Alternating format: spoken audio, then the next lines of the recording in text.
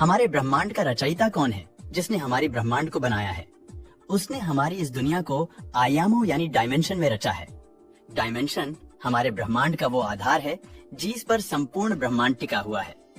आज वैज्ञानिक इन डायमेंशंस के रहस्य को समझने में लगे हैं और मैथमेटिकल कैलकुलेशन के आधार पर साइंटिस्ट मानते हैं इस जहां में 11 डायमेंशन मौजूद है। वन डायमेंशन से वन डायमेंशन एक सरल रेखा होती है।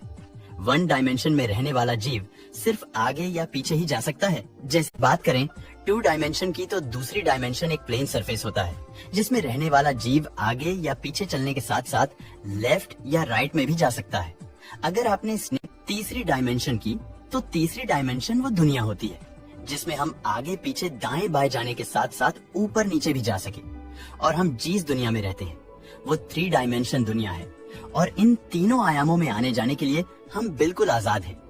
हमारी अब यहाँ से जितनी भी बातें होंगी वो सिर्फ साइंस फिक्शनल होंगी और उनका वास्तविकता से कोई भी संबंध नहीं होगा, क्योंकि अभी तक हायर डायमेंशन के बारे में हमारे पास कोई भी सबूत नहीं है। हायर डायमेंशंस की कल्पना हम केवल वैज्ञानिक द्वारा की गई मैथमेटिकल कैलकुलेशन के आधार पर ही करेंगे। दरअसल वैज्ञानिक के अनुसार चौथा आयाम खुद समय है। हम केवल 3 डायमेंशनल दुनिया में रहकर इस चौथे आयाम का सफर करते हैं। आयाम में हम समय में पीछे सफर नहीं कर सकते।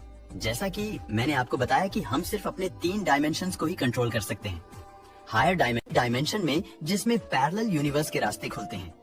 अगर आपको नहीं पता कि समानांतर ब्रह्मांड क्या होते हैं, तो आपको शॉर्ट में बता दें कि हमारे इस ब्रह्मांड की ही तरह ऐसे ही असंख्य और ब्रह्मांड मौजूद हैं और उन ब्रह्मांडों में भी हम सबकी कॉपी मौजूद होंगी और वहाँ पर भी हमारी ही तरह दुनिया चल रही होगी।